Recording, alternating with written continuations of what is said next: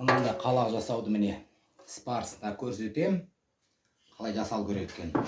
Ол үшін мынандай қағаздар аламыз.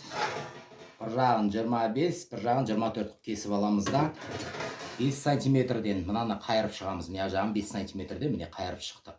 Енді былай қарай сызып аламыз. Былай қарай 1,5 сантиметр, былай қарай 5 сантиметр, былай қарай 7 сантиметр. Мынау 2 сантиметр, былай қарай 2 сантиметр. Осылай кесіп, осылай қиып аламыз. Сосын бұны станокқа салып, міне мына станокқа салып, қазір бұны майыстырамыз міне былай қарай. Міне станок осылай саламыз міне. Міне қалақтың формасына келеді міне.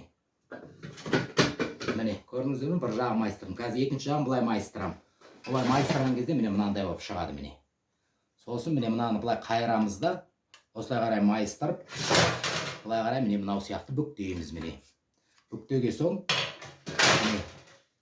мынандай 17 сантиметр шеребокты алып, осылай міне болтты былай бекітеміз. Пайдалы болса TikTok парақшама тіркеліп кетіңіздер, лайк басып қолдап кетіңіздер. Міне қалақ осылай шығады, осылай жасалады. Темірлері қалың болу керек. Және станок міне мынандай станок міне. Осылай қолдан жасап алсаңыздар болады мына станокты.